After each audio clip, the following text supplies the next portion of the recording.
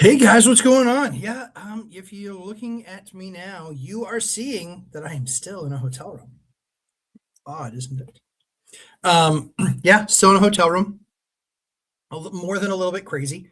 Um, yeah, we were supposed to go home on Tuesday, um, and uh, and we had the snowstorm in Boston, and we're used to getting a foot of snow. That's not a big deal, but it does take time to clean. So we didn't want to spend the next day hanging out in the airport with four kids getting more and more irritated. So we just said, yeah, you know what? Let's figure out when we can get back on the flight that we like and we'll just push it out and we'll have an extra few days. So that's what we did. So excited to be with you guys again today.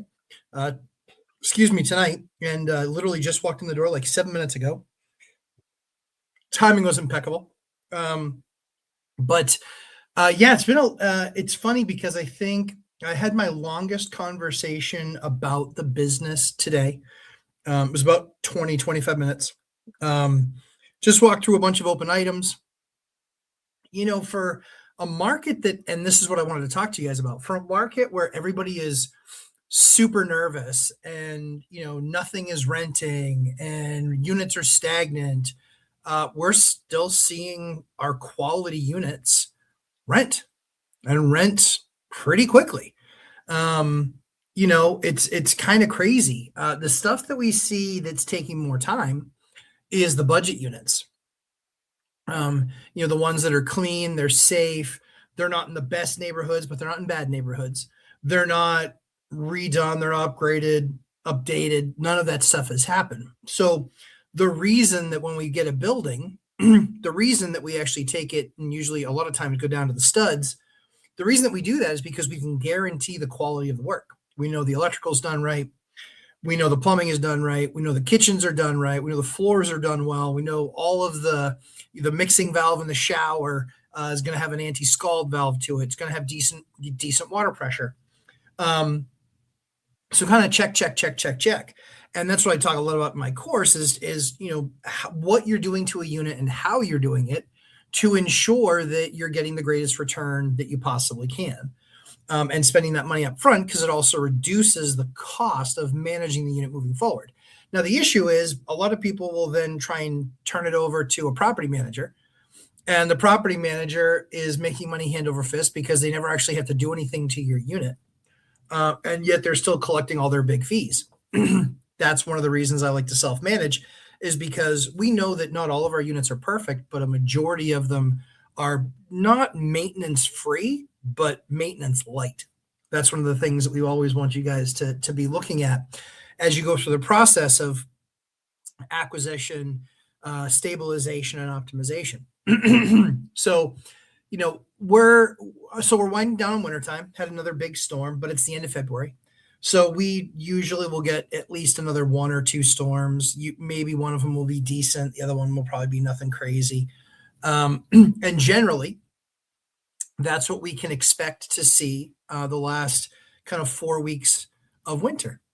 What's really exciting about just generally looking at things is we're poised. We're poised for the springtime. The jail is going to open.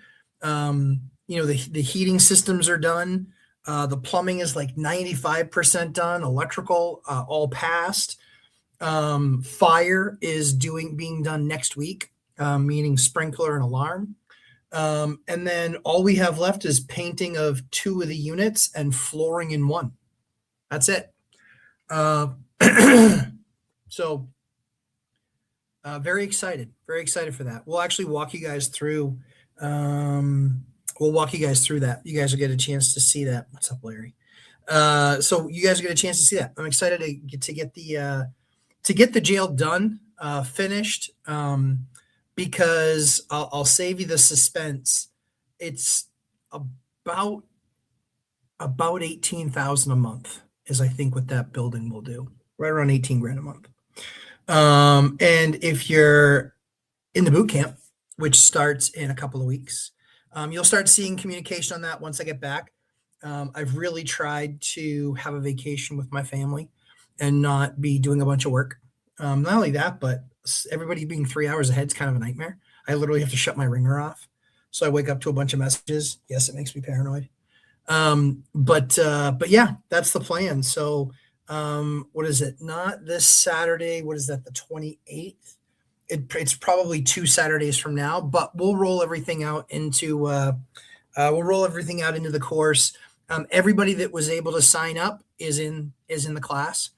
As soon as we knew we had that many confirmed is when we basically would shut it down. You guys will see an email. Just this. You guys will see an email. Sorry, this. You guys will see an email next couple of weeks. Excuse me, next week. During the week, you guys will see that. But yeah, it's been a good vacation. I'm over vacation. I'm definitely ready to go back and finish some stuff up. But yeah, today was my biggest call, 25 minutes. But again, why is no one paying attention to this in the market? My units are renting out fine. They just are. They're renting out fine. The ones that aren't renting out fine or taking a little bit longer are the budget units, not the nice ones. So I think that's an interesting thing, and it's not just anecdotal. It's factually what's occurred over the last kind of 90 days.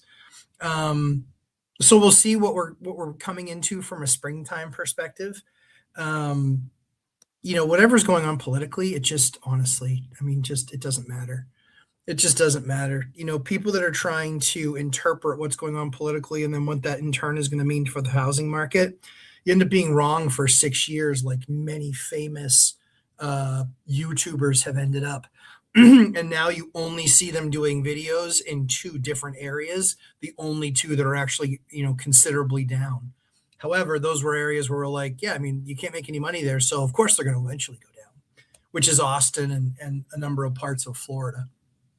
So it's amazing to me. And this is where I want to encourage you to stick with the game plan. This is blocking and tackling time. There's nothing tough or nuanced to this. Certainly if you've taken my course, you understand how to write an ad. You understand the pictures that you're supposed to take. You understand where you're going to market that, and it's been really good. Honestly, it's been really good. We did 3 rentals 3 in December. We did 3 in January, and we've done 2 in February. And we have another one that's going to happen. They just haven't signed yet. So the question is will it be in the next couple of days and make 3 in February? Don't know. As far as a vacancy list, I have 2. I have 2 out of 150 something units. So we're not talking about this, what are we going to do? We've got, 10% vacancy. We still are basically at 1% vacancy.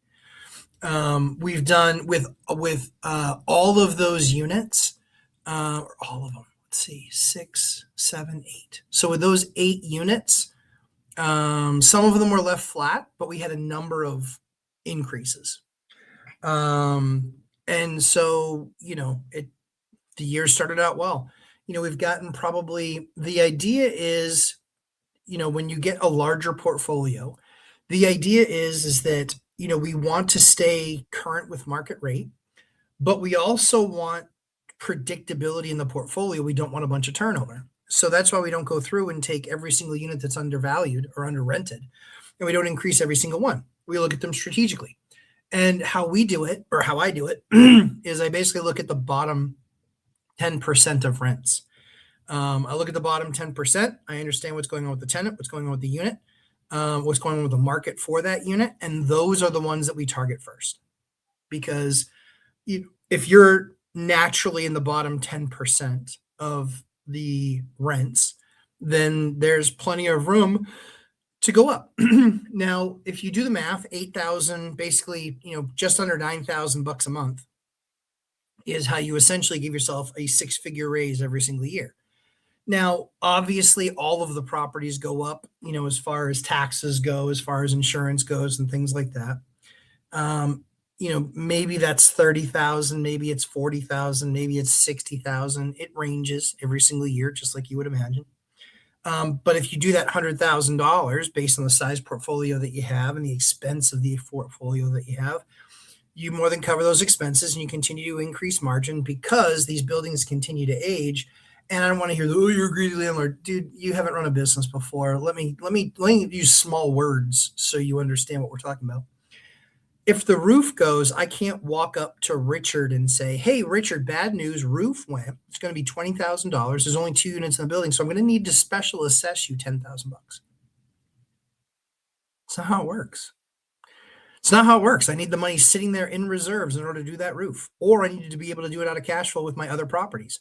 I like each property to stand on its own. However, you get to a point where you stop dealing with the bank saying, well, we account for a 5% vacancy rate. That's great, but I've had 3 years where it was sub 1. The last 3 years have been sub 1%. Sub 1 was the average, sub 1%. So when we show them that, we say it's sub 1%, you're counting for 5. There's part of the problem when you're underwriting my deal. Second thing, 10% for maintenance. 10% is what you want to set aside for maintenance. Here's the problem. I'm nowhere near 10%. I'm more like 3 or 4. And that's the actual cost of maintenance, right? It's not this arbitrary number. And for those of you who are going to self-manage, and you should be self-managing, and if you're not, I'd love to understand why. I don't care if it's remote. I don't care if you have a really busy job. I don't care if you have a family. I had all those things. It's really just a matter of setting up a process and setting up documentation. So the processes and the documentation take care of everything. That vastly will increase your profitability. I know guys that have 400 units that don't make as much as I do with my 153.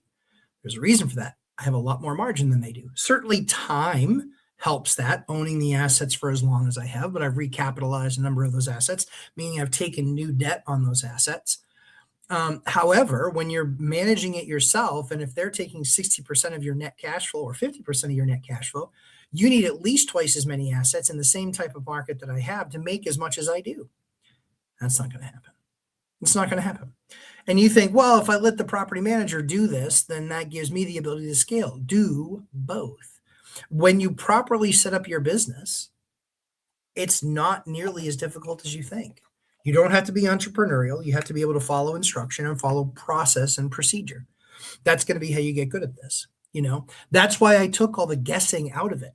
I set it up so it's forms, it's documentations, it's systems, it's processes. And then it's just a matter of snapping in a few of the people to then do that. The cool thing is that then allows you to expand your business.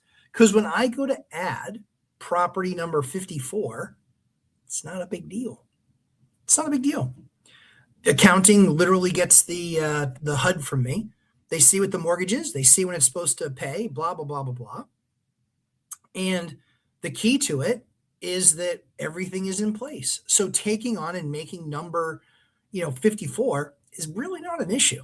And quite frankly, we could go to 75 or 100. We could also go down to 30. Don't know. But, as I look at the portfolio this year, we're going to make some adjustments. we have some, I wouldn't say they're underperforming assets, but they're assets that we spend more time with than we spend with the other assets. So we have to figure out, is this an asset that we want to put some money into and we think that that's the issue? Or is this one just, no matter what we do, we just can't win? You get properties like that when you buy as many as I have, over 100. Way it goes. But you'll look at it and you say, in fact, Zoob just did that podcast with Dion talking about his bad duplex, just couldn't make it work, and so decided to sell it. That's the one thing as a smaller investor you should be wary of. If somebody with 53 buildings is selling one of their 53 buildings, 3 guesses, first 2 don't count. Am I selling the best performing one? I am not. Am I selling a top 10% performing one? Nope. Top 20%? Still no. It might be 50%, maybe, because there might be some extenuating circumstances where it's got, not much debt on it. Who knows? But all of those things are options.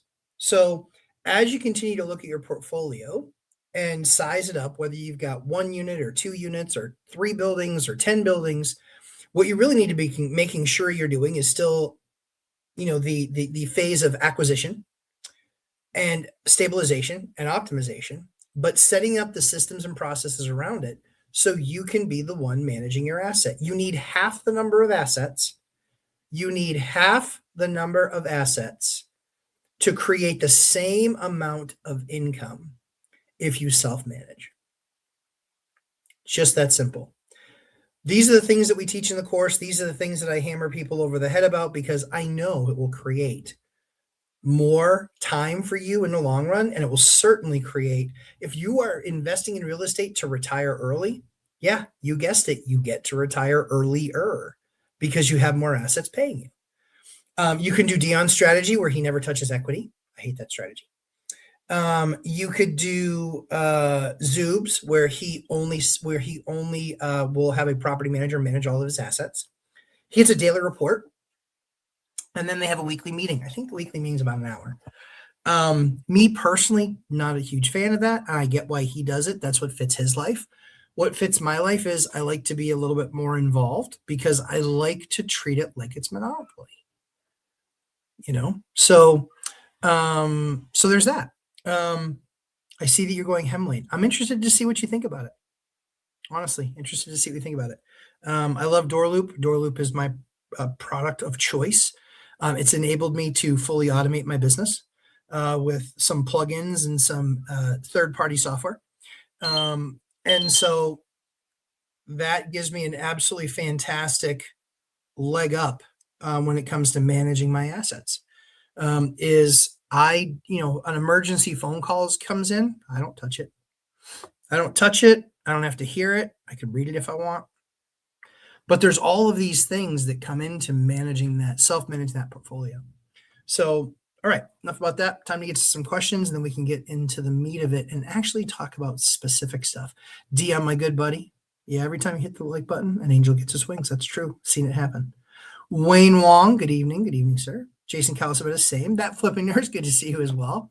Mikey, congratulations on your belt. Saw the picture. Can't remember if I commented. A little bit dazed and confused. The schedule's a little bit wacky here on the West Coast for me. Very excited to get back into the norms because I love. I'm not one of those guys that has to have a pattern, but I do enjoy my predictability because it helps me be more effective. Ike Hobbs, good to see you, sir. Wealth Building Journey, good evening, Matt and everyone. Hey, Chester, good to see you. PC Endeavors, good evening. Josic, hello, everyone from not so much but still amazing New Jersey. How are you enjoying those 30 inches of snow? You guys don't get that much that often. Chester, a little excited and nervous, firing my first PM tomorrow. Here's the only thing that I would do. I would write down the top 3 reasons specifically that you are letting them go. And I would cover those with them and just say, here's literally how it goes. Hi. Yep. Thanks for taking my call. I've decided that I'm going to let you go and no longer property manage. Why? Blah, blah, blah. We just decided to take a different direction. Appreciate all your help, work, and service. When could you send that paperwork and those files over to me? That's it. And then making sure that you just have your list. And it's not telling them why. Forgive me. It's not telling them why you're firing them. It is only telling them the things that you need. That's it. I need the files. I need, whatever it is that you don't have. And make sure you change any of your banking passwords, anything else like that they have access to. Make a list. Check it twice. That's the way to do this. Jay Mole, it's good to see you. By the way, it was good seeing everybody at the One Rental at a Time event. If I hadn't already said that, I apologize. Chris Culp, good to see you, sir. Larry Bird, the legend, in the flesh. Financial Firefighter, what's up, Marcus Shiro? Good to see you, pal. Richard Trong. I did see your message, Richard. Everything's going to happen. I've got everything set aside on a drive, and so uploads are going to be happening. I know, I feel like I keep saying it. The problem was I was expecting to do it when I got back, and I was expecting to be back a lot sooner than this. So that's what ended up happening with us. Hillis, what's going on? 24 Hillis, Ola, good to see you. W2 to Freedom. You got a new one lined up or self-managing? Yeah, self-managing. You can be self-managing. If you've taken my course, you can self-manage. Seriously, it's not that hard. That jet lag kicked my hinds perts. Yeah, I'm out all last week. Yeah, jet lag is a real thing. It's tough. We've got the 4 kids too. So 8, 6, 4, and 2, they traveled with us. They've been with us every single day. For 3, we are a couple of, when we go home, we'll be a couple days short of 3 weeks. I have never, in the first 10 years I worked, I didn't have 3 weeks total of vacation that I took. Just isn't my thing. Excuse me. With a wife and kids, you change things a little bit. Um, you're welcome, Richard. You're welcome. So yeah, 3 weeks, definitely fish out of water. I don't know how Dion does 3 months. I mean, he is the most interesting man in the world. I buy him a Dos Equis, but that's not what he drinks. So yeah, I don't like it. I like yeah, I don't like it. Kind of like my daughter who's 2. She just looks at me, I don't like it. I don't like it. That's what she does. So yeah, I don't like it. I don't like 3 weeks. I really enjoyed it. I loved the time with my kids. I loved the time with my wife. That was very enjoyable. But almost kind of set up the vacation like 3 times because of flights or being able to extend it because something canceled. So I'm very, very, very excited to be home. I'll be home on Saturday night, and then we get to go from here. Let's see. Richard Trump.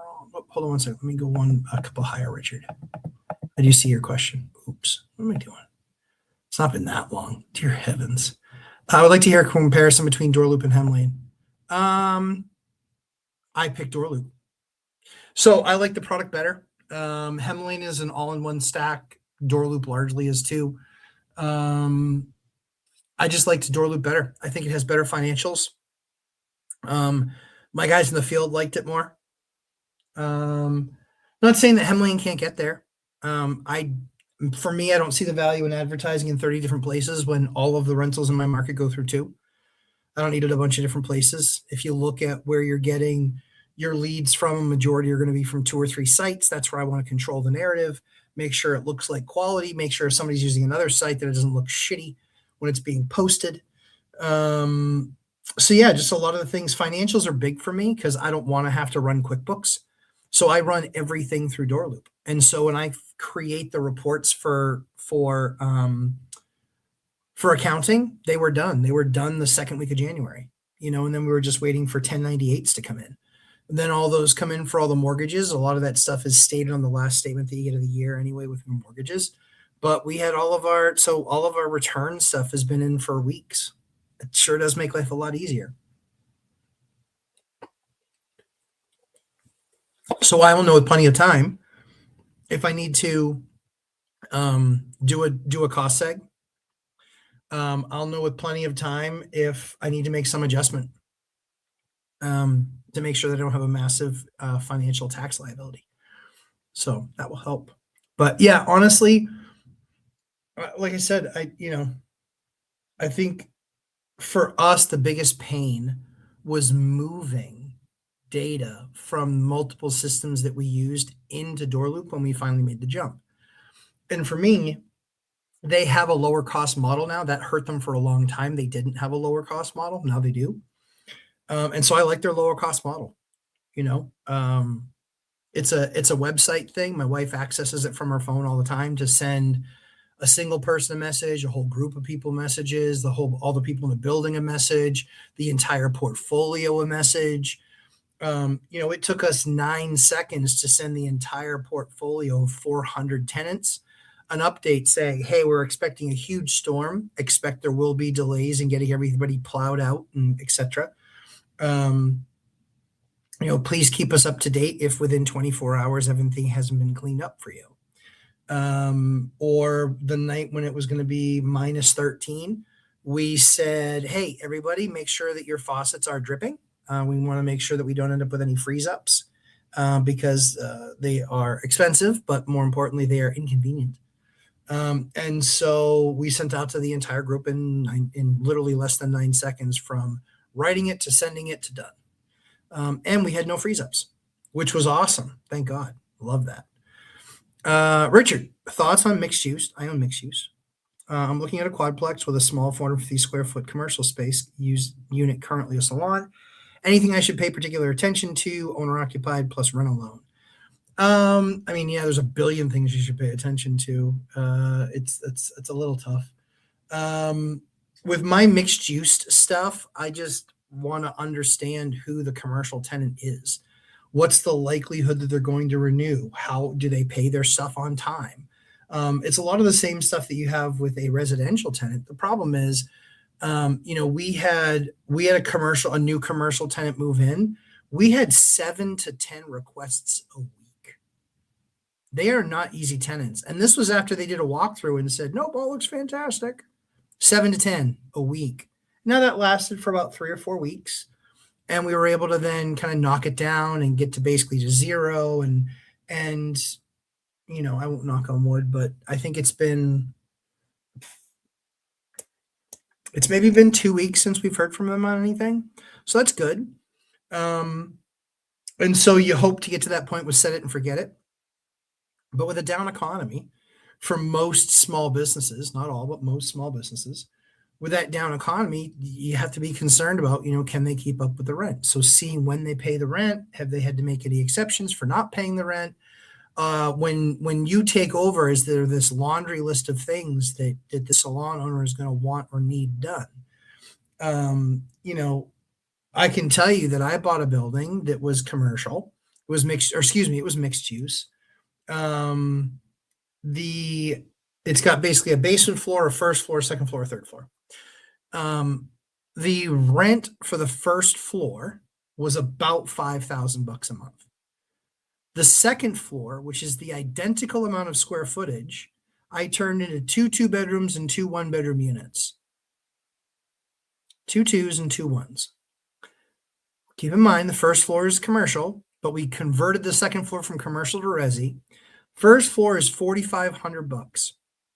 $4,500. I will let you guys fill up the chat, and you guys tell me exactly what is it. What am I paying now?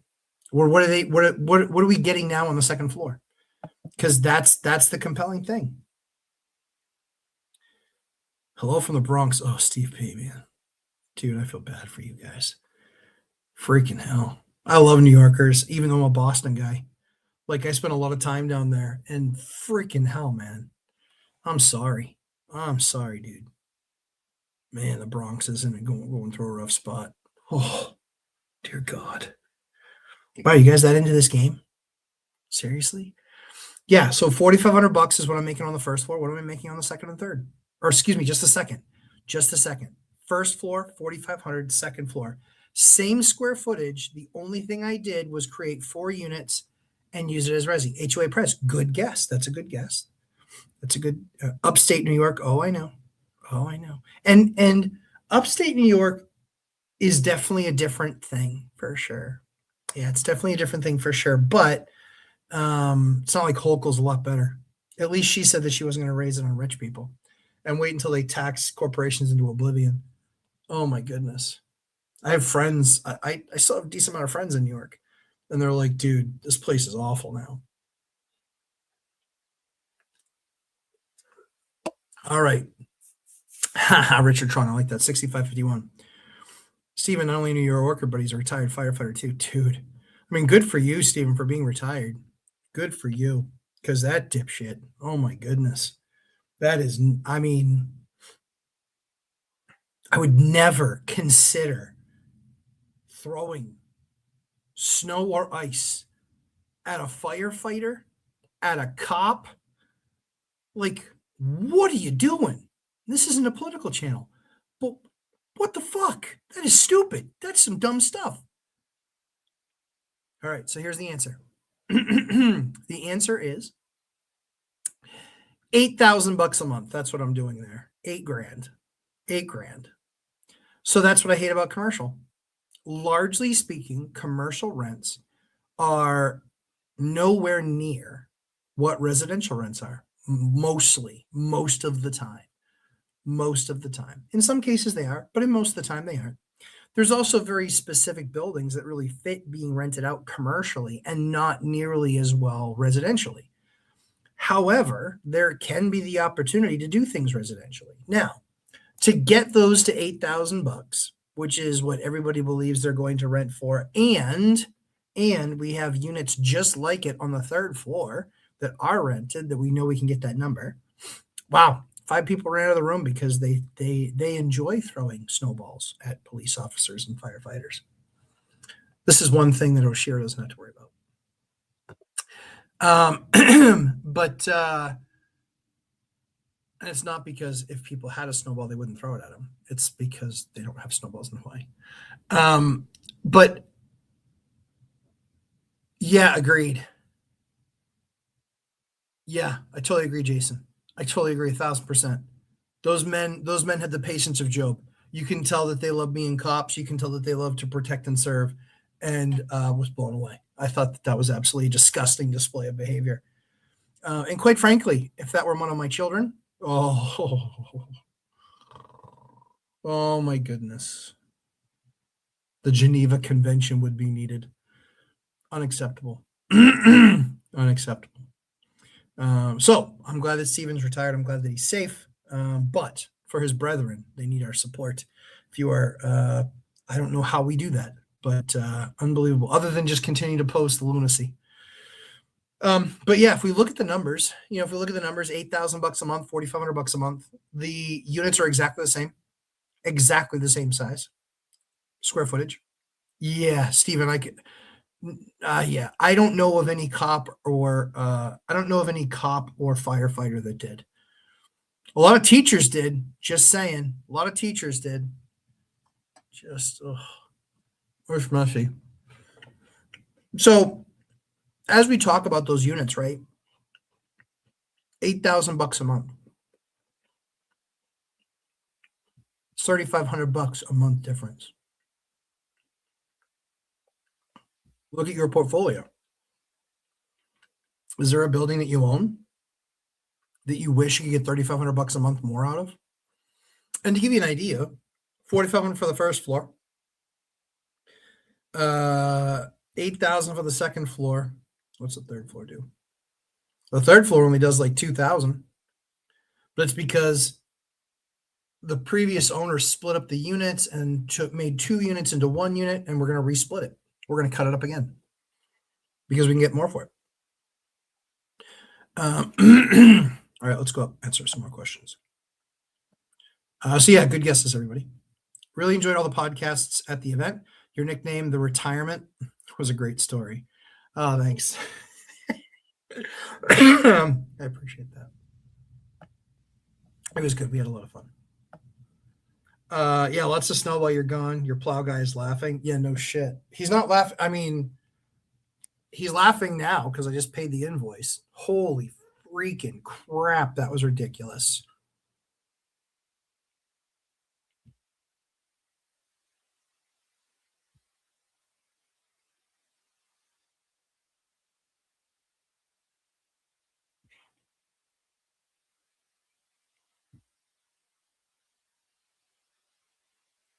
Sorry, got a message. And they're East Coast, so I'm going to be nice. I'm going to answer now. It's just 9:30 at night. See how good my people are? You can have the same thing too. I'll teach you how to find them.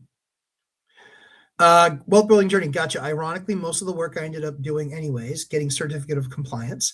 Yep. So they were basically soaking up more in fees than I was making after all expenses. Welcome to using property managers, my dude.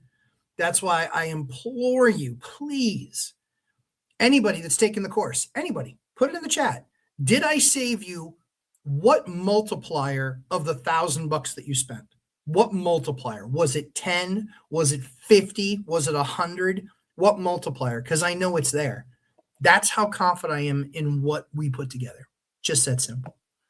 HOA price. I would look in incorporating AI tools in the near future in your process management. For my coding work, AI is reducing my development time by 50%. So I don't do a lot of development is the big thing for me.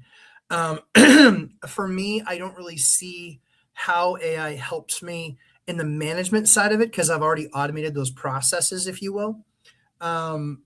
We're looking at large language models as far as like customer service.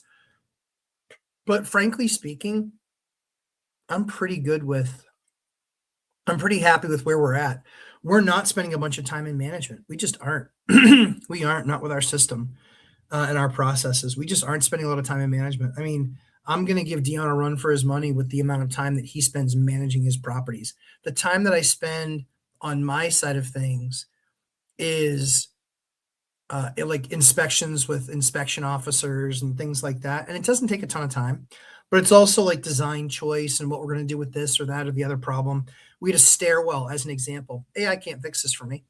We had a stairwell that had the four-inch sphere rule, which basically is you have to take a 4-inch sphere and you can't stick it through any portion of the lattice, any portion of the railing, any portion of the back of the stairs. You can't be able to do that because of where the kid's head's going to get stuck.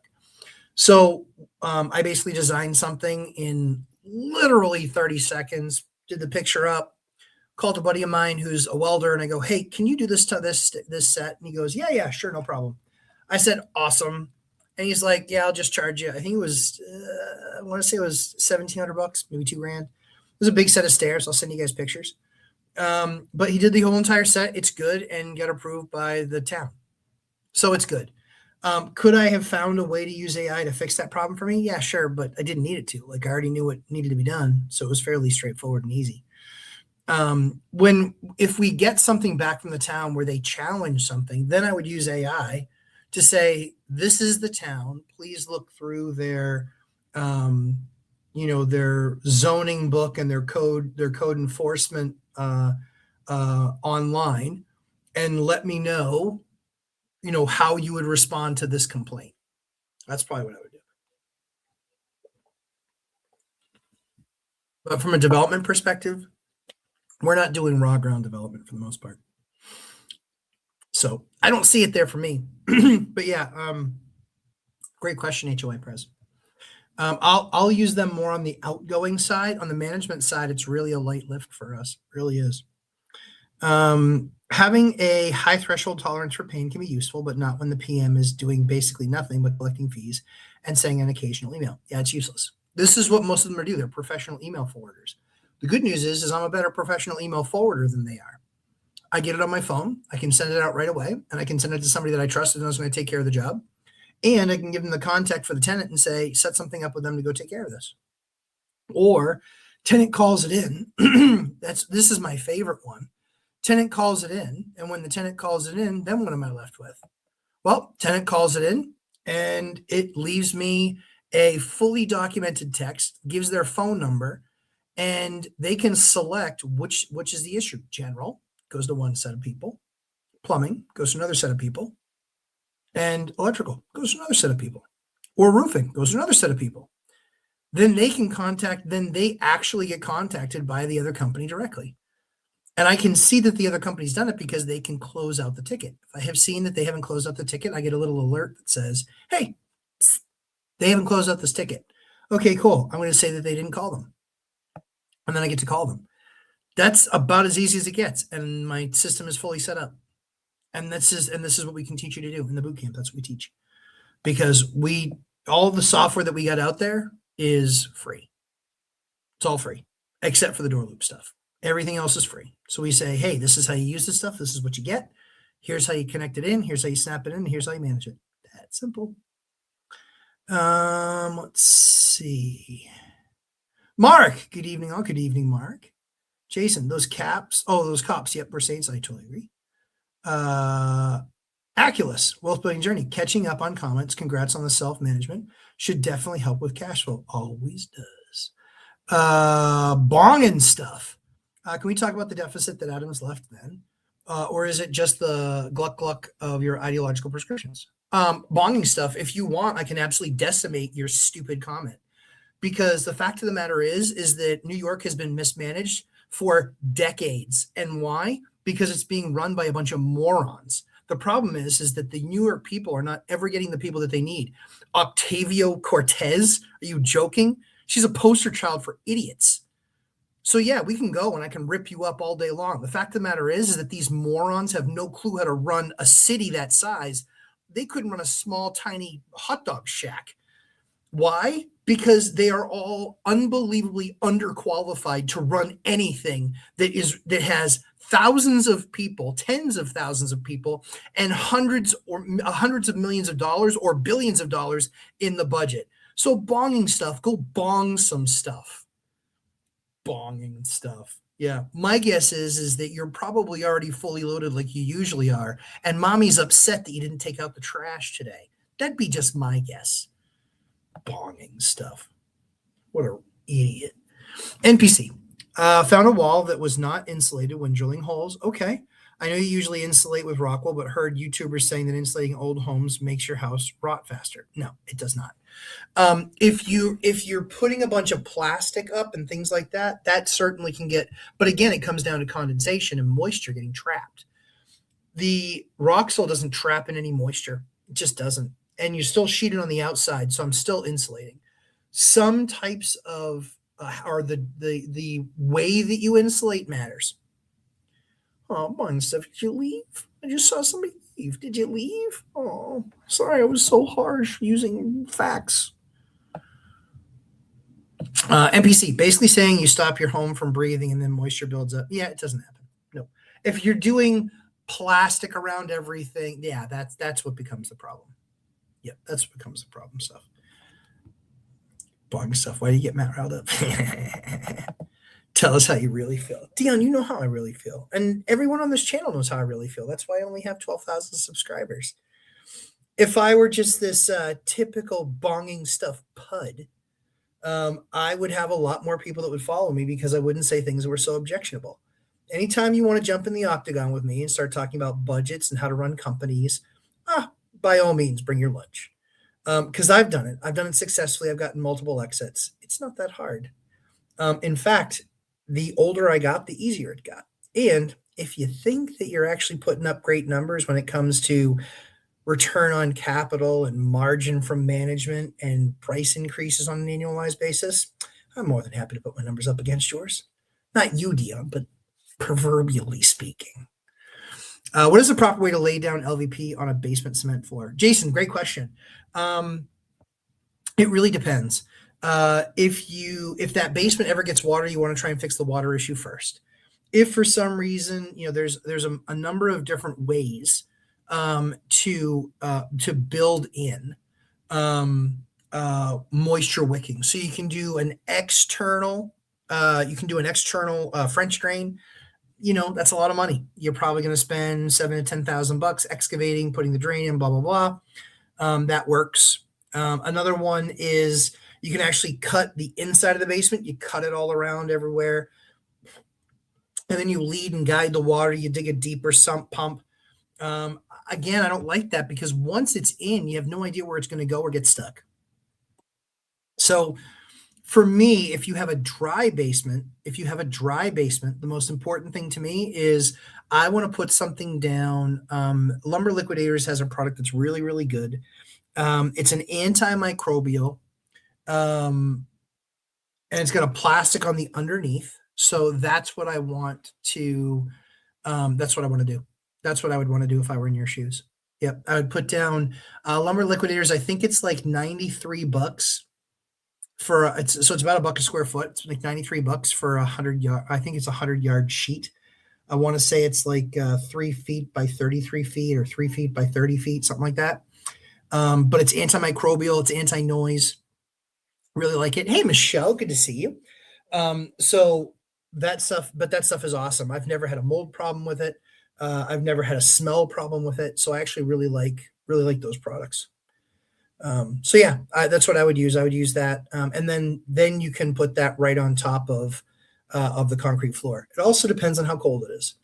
If that thing is really cold, maybe you spend a little bit more money and do some sort of a warming pad underneath it. That's possible too, some sort of radiant heat. Because if what you're doing is in a really cold area, that's what the problem could be. It could be a heat issue.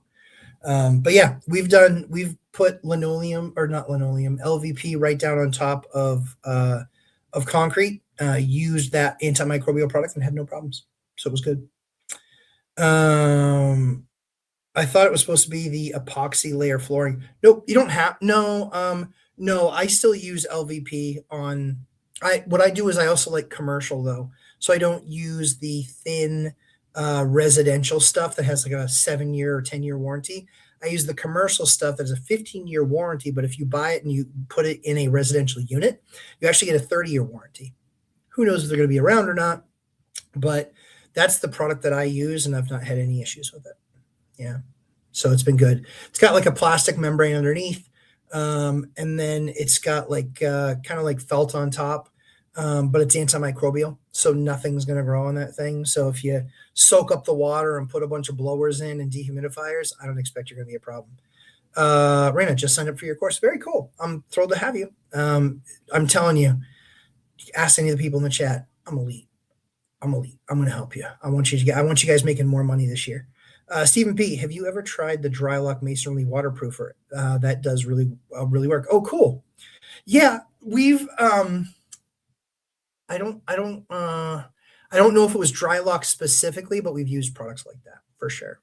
Yeah, for us, we just from a liability perspective, if we know that we're getting water in, we will use that on the inside, but we still want to handle it from the outside. I don't want anything even seeping into the inside.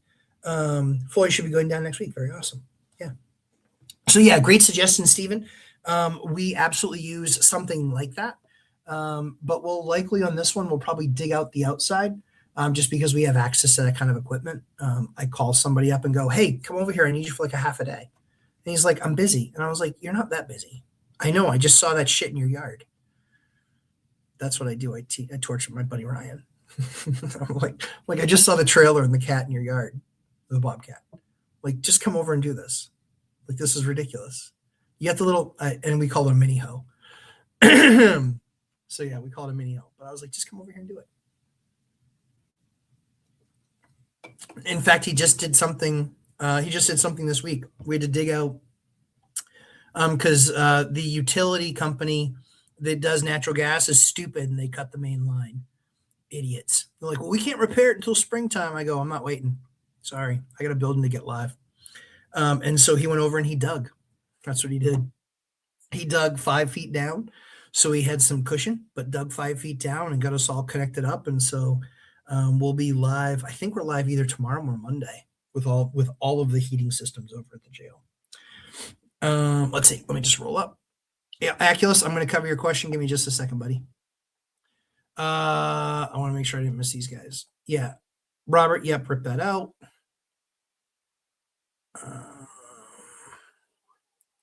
Yeah, it's only 100 square feet.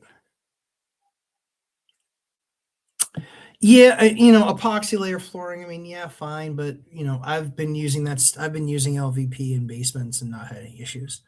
It might be wrong, but they actually do show you what you need to make sure is in the spec that it says, here is how you install this over cement floors. That's because you don't want to avoid the warranty by doing it using the wrong product in the wrong spot. Someone saying, hey, Matt, nice to get you live. Hope you and the family are doing well. We are. I heard you talk about taking the bounce out of a floor. Can you say what kind of product that was used for support? It's called an LVL. Yep. Laminated veneer lumber. Yep. LVL. It's basically little thin pieces of veneer that they take and make something 1.5 inches thick or 2 inches thick. And they actually use a bunch of glue and then they hot press it together. And then that thing is just freaking rock strong. I love them. It takes the bounce right out of floors. I always, if somebody's like, oh, well, based on the amount of deflection, which means how much room you're having moving the floor, based on that amount of deflection, you need to use a 12, and based on that span, you need to use a 12-inch, right? But your normal floor joists are 8-inch. So you're like, well, I'm going to come into the room 4 inches. So here's what you do. You take you take whatever matches what you have there, and you say, well, what I've got there is 8 inches. And they don't make an 8-inch. They make like 9.5 or 7.5 or something. You take the 7.5 one, and instead of using one of them, you use 2 of them. And instead of doing it, 2 in the entire floor, I would put 1 in the center, and I get it into place, and then, no joke, go up and bounce on the floor. And then if I was still bouncing on the floor, I would go over and I would make I'd do a second one, not the next stud over, but the next, or joist, not the next joist over, but the next joist over. And I put that in the W pattern, and you'll see the nailing pattern that you have to use with those, or the bolt pattern that you have to use with those. I get into that floor, and then just because I didn't want anything favored over here, I go over here and I put another one in. Well, usually after I put those 3 in, that floor does not give at all. at all. That floor will not move. And then when somebody's buying the house, they're like, wow, this place is really well built. Yes, it is. It was built properly because the old lumber often can snap or it just gets tired. It's 150. We deal with a lot of houses that are 140 to 180 years old. So just what's called sistering, which means you have your normal joist here. You take an LVL and you sister it right to it. There's a special bolt pattern or nail pattern that you need to use. But so long as you have those things, you're going to lose your flex. You're going to lose what's called your deflection. By code, your floor can deflect, and I don't know if it's a national code or a state code, but it can deflect 1.5 inches and still pass. I don't want a deflecting floor. Because guess what happens over time? Somebody gets to be an idiot, and they put way too much crap in that room, and then snap. One of them snaps. Then you've got 2 feet of deflection. Or excuse me, 2 inches of deflection. So we like to eliminate all that stuff, and that makes our lives a whole lot easier. So we put in those LVLs. Man, apparently people don't like LVL talk because 17 people just walked out of the room. Hopefully that was a server burp. Let's see. Fixing water now. Issue would now should stay dry. Perfect. Yep. Yeah, if you're thinking, because they do make another subfloor where they actually have a rubber channeling system, and then it's a new wood subfloor on top. I just don't like that stuff. I don't want to be dealing with water. What if you literally what if there was a big, huge rain and you could literally hear the water rolling in your floor? Like, come on, man. Come on, man. Yeah, the YouTube algorithm did not like me talking, and maybe people too didn't like me talking about New York. Too bad. I stand with the people that serve New York. Serve, not run or attempt to run. Stephen, what were your thoughts on when they put somebody that's never been a firefighter in charge of all the firefighters? I'd love to know the answer to that question. What the frick? Welcome to HOA Prez. Newsom's presidency campaign is going to fare as well as his management of the state if the Palisades fire is any indication. I'm interested to see what happens with those lawsuits. It's going to be interesting. Aculus, have my first eviction that may go to court next week. I have evidence, lease, rent, payment record, copy of communication. Anything else I should be thinking of? Yes. I can't teach you everything in 2 minutes, but here are the finer points. Make sure that with all of that stuff that you can easily reference it. So highlight it, put a little marker on the end. Have to have that. Second, timeline with a sequence of events. Have that written out. Number 3, do not have anything on your cell phone that you need to show the judge. Do not. Have it on a separate USB drive because you will need to leave that behind in case the tenant appeals the decision. They will then not be able to consider that evidence because you will not leave your cell phone behind. So there you go. There's 3 out of the top 10 tips that I can give you of how to win an eviction. The effing 9mm. Hi, Matt. Hope all is well. Quick question about a roof and a floorbox in California. No major issues. Okay. Did some needed maintenance after requiring 3 months ago. Insurance not happy. How to proceed, replace, or fix. Shop the insurance company. Shop the insurance company. Yep. That's what I would do. Yep. Shop the insurance company. Because I bet it's a whole lot less expensive to find somebody to insure you than it is to replace or fix something that has nothing wrong with it. Inspectors for insurance companies very rarely have a clue what they're looking at when it comes to buildings. They just do. So when they tell me, oh, you need to fix this because it's this problem. No, it's not. It's not how it works. This is a 104-year-old house. They're not built that way. Well, still, we'd like to see that. Well, still, you might not like to see it, but you're going to see my ass because I'm not doing that. And so I'll in fact, I just dropped an insurance company. How fun is that? I dropped 4 insurance companies on 4 different properties. I dumped them because they were being idiots. And guess what? I got underwritten with somebody else. They loved it. And it was a fraction the price. That's what I have to say to you, insurance companies. Shop them. They hate it. Yep. By the way, the roof is at end of life, on life support, to be more accurate. Okay, that's fair. All right. So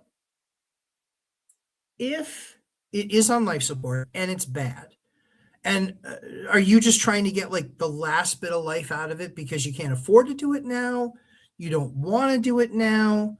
Like, what does that look like? Talk to me about that. Steve P. That made no sense at all, right? She never crawled down a hallway in an apartment full of fire, but she's going to lead us. Sorry, not sorry. She should not be leading the FDMI. Dude, she couldn't even pass the physical for getting up on one of those ladders. Give me an effing break. Josic, what about someone in charge of sanitation now being in charge of the biggest police department? Yeah, no kidding. I have a better idea. What about the guy that's in charge of prisons that actually used to be a prisoner? What? What? What? Or the person that said owning homes are racist. Yeah, I think we're going to have a talk at what that word means. Holy crap. Unbelievable stupidity. So the FN 9mm, let me know what that looks like. Because the other thing that you can do too, where did you go on vacation? Good question. Went to, so we always go early to the One Rental at a Time event. We come here early because we want to normalize the kids' schedule. That way, when you see me on Saturday and Sunday, I'm not living on no sleep. So we come a few days early. In this case, we came about 5 days early before the event. And so my other buddy, obviously, like Dion came early. We spent time with him, and Mike came early. We got to spend time with him. And Zub was here. So we get to spend time with him and Mrs. Zuber, who's awesome. Dorothy, she's fantastic. And then we did the event, and then most of the other guys left on Monday, and we just stayed. We were just planning on staying a little bit over an extra week. It'll be interesting. It'll be interesting to see what happens with the new business. We're doing that indoor kids playground, and so I need all the market research I can get. So I took my 4 kids, 2, 4, 6, and 8-year-olds, took them to, I don't know, a dozen parks this week, indoor playgrounds, just to get their feedback. And so we consistently find what the kids like. Our place is more going to cater to the 6, 4, and 2-year-old, not the 8-year-old. Because we want to help those grandparents that are watching kids because mom can't afford daycare, or they're multi-generational living in the same house, or mom and dad have weird opposite schedules, and mom just needs the chance to just kind of chill out for a couple of hours, but get the kid tired for a nap. And so they can just come down and, let the kid loose, and they can have a blast playing by themselves, making new friends in there. Watching all the time, but also getting, time to catch up on some things on their phone, touch base with friends, and just kind of chill out, have a coffee, relax. So we're kind of doing it for all of the people that are impacted, parents, grandparents, moms, dads. Vegas gets a lot of hot days a year, a lot of hot days. And we get a lot of cold days. We have 4 or 5 months where it's really, really, really bad.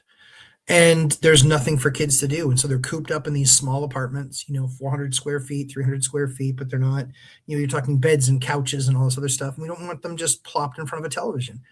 So all my kids are super active, not like they're doing activities 97 hours a day, but they're all pretty active. So they would go here and they would play for 4 hours, 3, 4 hours, and be exhausted. And then they would come back, they would eat a good dinner, and then they would go to bed well. And that's what we're shooting for. We want them to be well rested. We want them going to bed early. We want to give them every advantage that we can from a lifestyle position. So that's what we did. Jeremy Kirkwood, I got all the I know you, dude. I know you got 10 kids.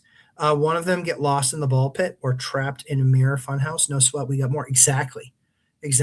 I literally, one of our daughters is so slow going into a door.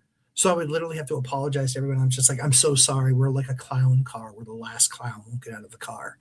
She's always blocking the way, which was really fun today because we went into the Grand Canyon. And then they announce on the bus when we're going to the second stop that there's no fencing there. And I'm like, I mean, then that's fine. There's like some sort of a ledge. I get there. No, 2,500 foot drop. And so I'm like, I look at Ash and I go, this is just not a good idea. I was like, this isn't a good idea. This is a horrible idea. This is a horrible idea. So yeah, it was a little bit nerve wracking, but the kids did great. Saw the Grand Canyon, had a lot of fun. It's a couple hours from Vegas. The West Ring, not the South Ring, but the West Ring is 2 hours away. So we went and did that. Josik, what? Nope. Steven, she never. Yeah. Yep. Nope. I agree. Steven, you had me dying laughing, thinking how ridiculous New York City leadership is. Dude, this is what I'm saying. I love you guys. You guys are the most like Bostonians, and Bostonians the most like you guys. Like that's why we hate each other about sports, but at the end of the day, we appreciate each other. Like and there's respect there. There's respect. It's just awful. It's just absolutely. I mean, not like Boston's doing that much better. Like with Wu, she's a moron. Or Healy. Oh dear God. Oh dear God. Oh my word. They are the absolute freaking worst. West Ring was awesome. I went, zip lining there last year. Very cool. Yeah. So Ash, so we both discussed that, and that was a no-go. That was a no-go. I said, no. I have a great insurance policy on you, but we're not going to do that. We are not going to do that because it's just not worth it to me. I said, if you want to do it after everybody's older, whatever, but that's just not a thing. I am not interested. Not interested. Not interested. I was like, so you're just gonna have to figure something else out. Yeah, figure something else out. But yeah, West Ring is cool. The South Ring, if it were just me and Ash, we would have done the South Ring and driven the 4 hours instead of 2. But it was 2 hours instead of 4 with 4 kids. Like, no way. So we were up, got the thing. One thing, I got to be honest. So I'm Mr. Vegas, love everything about Vegas, love the fact that I can go anywhere and I can get anything at any time. Legal. I'm thinking like late night burger and still good quality and that sort of thing, or good food. What blew me away, in all honesty, is, and I get why. Every freaking bathroom is locked. I had a situation this morning. And I'm like, hey, can I get the key for the bathroom? Guy just looks at me and walks away. I'm like, dude, key, bathroom. Nothing. 2 minutes later, pops out. Did you still need the key for the bathroom? Yes, I still do. Unless you'd like to have a mess right here in the lobby. Want a mess? Give me the freaking key. So I don't like how unresponsive they are. They kind of don't care. I just bought a bunch of food, for the kids. It really, honestly, just really pissed me off. Very much pissed me off. And so, yeah, so I was not happy. I was quite pissed. So that is one thing that annoys the ever-loving daylights out of me. Absolutely annoys the daylights out of me in Vegas when you go to the bathroom. Did you go on the glass walkway? That was also fun, lying down on that. So I didn't go on the glass walkway because it was outrageously expensive. And I was just like, I am not doing that. I'm not spending $30 to go walk on that walkway, especially when you can get the same quality pictures from the here's your trick. Get the same quality pictures from the restaurant upstairs. I got great pictures. Didn't need the walkway. Yeah. Let's see. Boston, Massachusetts. Yeah. Wu and Healy are awful. Healy, in her infinite wisdom, was in a press conference and she's like, I'd like you to recognize the fact that I stopped 2 natural gas pipelines from coming through our state. So I did that. Yeah, their rates have tripled. Congratulations, moron, on BOA constricting supply. Good job, dummy. Because we all know with less supply and more demand, the price always goes down. Freaking hell. NPC, I know that place with no fence. I am brave enough to sit around there. See, and that's the thing is like, I would be cool with that. Like, but my kids, like I got a 2-year-old, I got a 4-year-old, and they're watching what dad does. So I'm like stepping back and keeping back and then it's like one of them like grabs something from the other one and they're like running and you're like, what are you doing? No, if you go over that edge, you're 2,500 down, 2,500. Anyway, the FN9 millimeter, I can afford it, but rather not do it this minute till I optimize. Yeah, this is California where it will take me a 2 year. Yep, have the reserves and income, but just trying to do. Yeah, so here's what I would do, FN9. So I would talk to the insurance company and say, I've made some adjustments to the roof so we don't have any leaks. What I would like to do is, go through the process of getting bids and the building permit, et cetera, et cetera, et cetera. And so what I would do is I would let them know that and say, I'll need 18 to 24 months to get the building permit, get it approved, right? And walk them through that process. They're probably aware, and then you can get your extension. You can probably get an 18 to 24 month where they just say, okay, well, we would drop, and you can say, hey, if you want to drop me in 24 months, if it's not done, I'm completely good with that. But I do need that amount of time to make sure that I find the right roofer, that I get the zone, that I get the permit pulled properly, that I get the proper inspections. Like if I'm going to do this, I have to do it right. And that's just going to take a significant amount of time. So I would like between, an 18 and 24 month, and that will usually work. Talk to them on the phone, see if that's something you can get. Even if they don't commit to doing that on the phone, send them a follow-up email with all of that detail. You will likely win. I've done it a lot. Let's say, yep. Lars, all the Penguins fans are praising Dubas for the most recent trade, but they have enough draft picks, and Kolkak clears the new, and although new player is better offensively, but in my opinion, bad trade. I haven't seen, sadly, I haven't seen any of the trades today or the last 2 days. I haven't seen anything. Yeah, not good. I was busy with the kiddos. I have so much catching up to do. It's not funny. When I go back, I'm absolutely buried. It's crazy. But I guess that's what happens when you have 3 weeks. The funny thing is I spent, like I said, a couple of hours over the last 3 weeks on my portfolio. I want to finish up the jail and a couple of other projects, and it probably needs like 15 concerted hours of my time. Oh, clear the net. Yeah. Thanks a lot. That's very helpful. Much appreciated. Yeah, no worries. Yeah, I've done that a bunch of times when they were like, no, this is what we need. I said, well, listen, any issue that it had, I've cleared up. I've already paid to have the issues cleared up. What I need to do now is make sure that our approach is clear and deliberate. And so that's just going to take some time. And you can tell them, I want to bring in a number of companies. I want to see their proposals. It's going to take time on their schedule. It's going to take time from the building inspector's perspective. I want to get their way in. Don't get their way in. But that's the right way to do it. Yeah. Good. Who else? Let's see. I think I might have missed some others. Let me just take a look.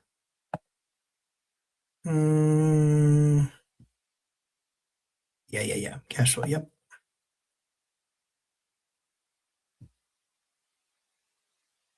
Yes. Yeah. So we got like 20 minutes left. I'll take any other questions. We've got the indoor kids playground. We'll give an update on that next week or in the next couple of weeks. Jail's progressing beautifully. For those of you who joined late, shame on you and what the hell. But we're in really good shape in the jail. We are waiting on the final. So we got final inspection on electrical. We're 90% done on the plumbing. We are 90% done on the paint. We are 95% done on the flooring. We literally have one unit left to do. But it was special flooring, so it's going to take just a little bit extra time. All the windows are done. All the display windows are done. Everything. Quarter, Chris, thank you very much, buddy. Yeah, so we're in really good shape. We're in really good shape. The units are beautiful. I think they'll rent out pretty quick, but we'll see. The big thing for me is just, we're finally able to, over the next few weeks with the indoor kids playground, we've got some work to do because we have to hire a GM because that's not something I'm going to do. And we have to hire a GM to manage it, which I think will be pretty easy, honestly. I think we'll find the right person.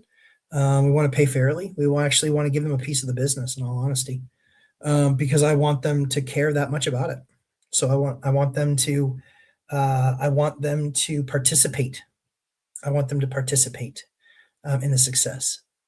Lizzer, hey, What kind of list do you recommend to pull to find off-market properties? It depends on what you're trying to accomplish. If you're just trying to accomplish buying a deal, it really depends on what your market offers, what type of assets that you're looking at buying. What type of assets do you want to buy? What's the best performing asset in your market? And then once you know what the best performing asset is in your market, then it matters what your budget is. Is your only option to buy a fixer upper with a 503k loan or something like that, or a 503 or a 503k? Too many factors to just say here's where you pull a list. That being said, I have a wholesaler that we've done a lot of work with, looking for property to flip eventually to Burr. Yeah, what market? Give me more information. I can't recommend if I don't have more information. Lars, after going through recent applications for property in Delaware, I am so glad I rent there, and not where I live in Oregon. Has stupid laws for landlords. Yeah. Hey guys, remember the guy that started telling you 5 years ago it really matters where you invest? It was me. It was me. How many landlords are leaving the towns that they originally started investing in because they suck so much? Or states, just saying. What's the longest time you spent in an hour hack? How long? Okay, let's see. So, Olinka, yes, everything is in. So if you got a spot, you got a spot. Everything is going to be set out. They just built out the boot camp number 7. They just built that out in Mighty Networks. So everybody's going to be getting a poll where we pick a time, because it might be a Saturday night, it might be a Friday night, it might be a Tuesday night. We always go with majority rule. It's the only way to do it.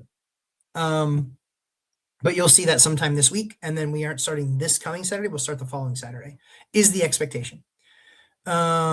Indianapolis, again, need more information. So it depends on what kind of asset you're trying to buy. I mean, there's 1,000 flippers in Indianapolis, 1,000. In fact, there's a bunch of them on here. Literally, there's a bunch of flippers in Indianapolis on here. What I would do is I would have a conversation with a girl named Jennifer Stewart. You can find her video on my channel. It was done maybe a year or so ago. She's got long brunette hair. And I did a video with her, and all of her information is in there. She's absolutely fantastic, but she can actually give you some guidance based on what you're looking for. But she's she works with VAs, virtual assistants. Yeah, Jeremy, he's in Fort Wayne. There you go. So at this point, I have been through a ton of financing processes, commercial, sub-2, etc. Many. Now doing a conventional loan for a primary, self-employed. What a pain. 8 business. Yeah. Yep. Oh yeah. Tons. Yep. I totally get that. I have bought every type that there is too. Yep. Seller finance, sub-2. I've bought every different type. For a tax lien, foreclosure, short sale. Yeah, you name it. I bought it that way. Yep. Totally get it. What a fun trip. So glad the kids love Vegas. Oh, we love Vegas. Yeah, we love Vegas. Vegas is where we vacation, honestly. All right, Chris, I'm going to go up a quarter. Chris, I want to see the rest so I can put your question together. What's the longest time you spent in a house hack, and how long with kiddos and fam? Good question. The longest that I ever stayed in a hack was 4.5 years. Yep, 4 to 4.5. It was the last hack that I did, and it's because the reason we stayed that long was because my rent was $300 a month, and it gave us the ability. To just keep on saving, and then we ended up being able to buy other properties while living there, and so that was the longest. How long with kiddos and fam? That was the catalyst. I'd made a deal with my wife. We all have those deals with our wives. She was just like, I really just want to raise our kids in a single family house and be a little bit normal. I was against it. I like house hacking. I don't mind living on the side of a duplex.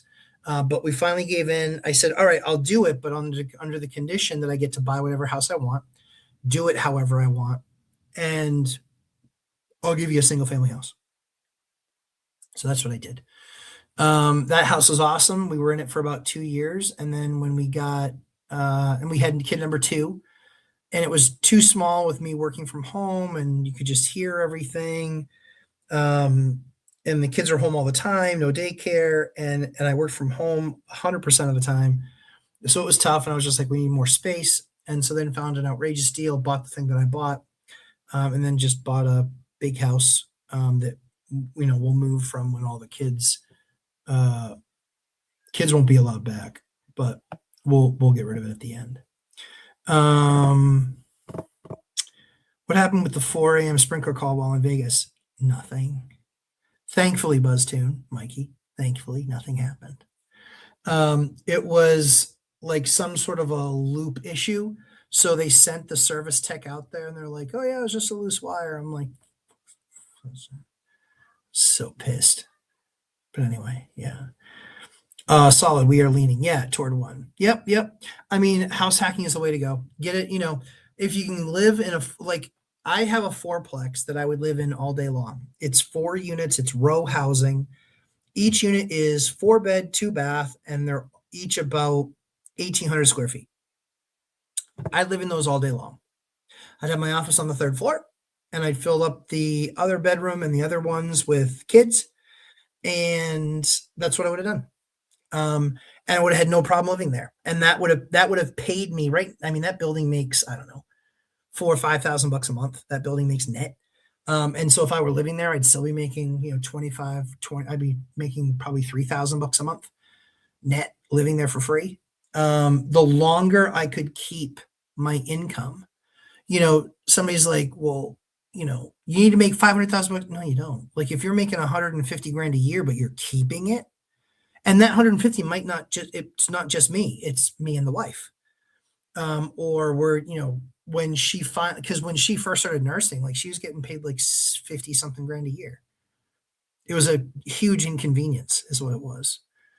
For 50 grand a year, huge inconvenience. I was like, no, it needs to be more. If you're going to be giving up your very valuable time, because you mean a lot more to that, to me and to the business, so yeah, kind of crazy. Lars says the only way I will ever have a rental in Oregon is if one of my kids house hacks. Yep. Although I have encouraged to choose college based on rental laws and properties near large universities. I'm telling you, guys, if you haven't watched the political climate, I don't care which side you're on, being a landlord is the great equalizer. When you become a landlord in one of these states, you get to see firsthand the laws that you like and the laws that you don't. The laws that make it untenable to manage your own asset, or the laws that make it very easy to manage your own asset. So for me, when I first picked a state, I picked the right state. I picked the wrong market in that state. I then moved and went to a different market in that state, and that's what got me where I am today. That's where all of my portfolio grew, was in those areas. So that's what I would encourage you. I think people far, far, far underestimate. Listen to Lars's story. Listen to Jeremy's story. Jerry's is a very successful investor, and he manages in the Fort Wayne area. And you know what? Indiana's a great state. Indiana's very smart. I like that. Lumberjack, my first purchase is a single family home in a not great neighborhood, but not a war zone. Okay. My neighbors have pit bulls. Ooh, should I put up a privacy fence? I'm just finishing an owner occupancy. Yeah, I would. It has a cyclone fence. Yeah, I would. Honestly, I would.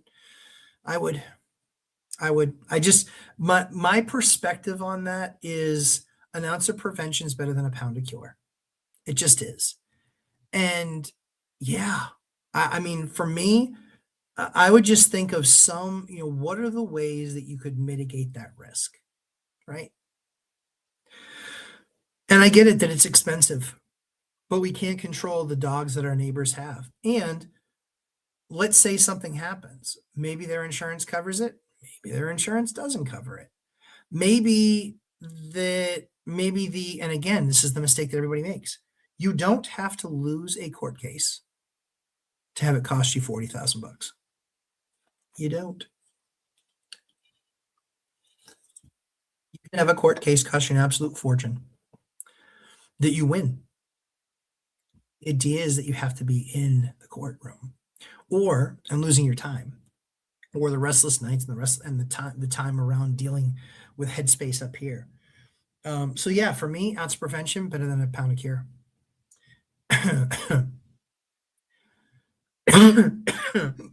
Olinka, do you prefer a dumpster or individual trash bin? Individual trash bin. And I want them marked for the units because I want to know who the pig is. I want to know who the slob is. I want to know the jerk that is too lazy to put their bag all the way in the bin. What you do have to check on is ordinances. Some cities or towns require that if you have 4 units or more, that you have to have a dumpster. So I would just make sure you understand what your ordinances are. We have one right now that we're fighting because they're saying, well, it's 4 units. I said, yeah, but it's 2 duplexes. It's not a quad. Sorry. So we're fighting on that because the cost of that's like $180 a month. It's ridiculous. It's absolutely ridiculous. But that's just my opinion. Yeah, Manchester be rough in some areas, but other areas of Manchester work. Yeah, absolutely. Yep. Yep. West side is rough. Yeah, I mean, I had stuff on the north side too. And, I know that it makes money now, but wait until the downturn. Just saying, ICE is coming and they're doing a lot of work there. There are a lot of illegal immigrants there. That is a heavy blue collar city. That is a heavy blue collar city. So I'm not wishing it on anybody, but I think when you look at what the vacancy rate will be in my area in New Hampshire, it will be maybe 1.5 or 2%. And when you look at what it will be in Manchester and Nashua, I'm expecting it to be 5+.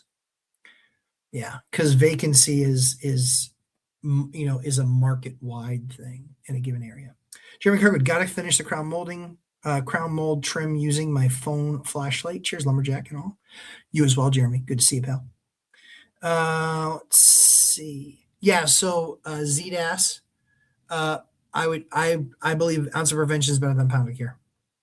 If I know that my neighbor has pit bulls, yeah, I'm putting up I'm making sure that I have on that side of it because they don't surround you, right? They're just on one side. I would just make sure that one side is, if they're going to get stupid, I want to make sure that one side inflicts pain when they get dumb. That's what I would do anyway. That's what I would do. Just make sure you pull all of the records. Make sure that if you put a fence in, that it's within it's nowhere on their land, that it's nowhere encroaching in their setback. Yeah, one side. Yeah, it's kind of a no-brainer. Even if the one side doesn't match for a few years, I don't want the potential issue. Yep. In fact, frankly, I would be concerned about putting a kid in there. That's just me. I'll keep the cyclone fence and put it on my property. Yeah. Yep. Yeah, yeah. Dog bites and that stuff is scary, man. That can maim a kid forever. Imagine, and I would just feel guilty, I would feel guilty if I knew about that up front, I had the means to do it, I would just feel bad. Yeah, shit neighbors. Yeah, I get it, dude. I get it. Are they renters or owners? And I'll wait for your answer. Renters or owners? I got a lot of sun today. Dang. That sun in Vegas is no joke, man. Renters? Yeah. Here's what I would do. What you have to do is complain early and often. You do. And it's not to be a jerk, but you complain early and often. Here's what you do. Basically, every single time there a disturbance and they've done something that they shouldn't have done, you call the cops and you call animal control.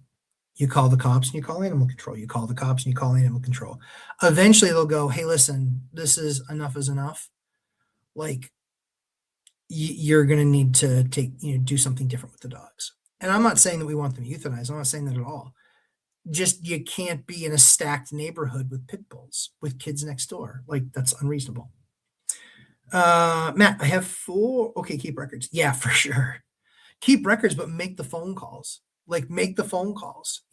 Don't be like, yeah, they're barking too much. No, find out, if curfew's 10 o'clock and they're barking their brains out at 11, make a noise complaint. If they get loose in the neighborhood, that's a big one. Make a complaint. If they jump up over the fence and you're like, hey, listen, this thing can jump higher than the 4-foot fence that I have in the backyard, because they can, then I would be going to the town and saying, I need to have an 8-foot fence over there.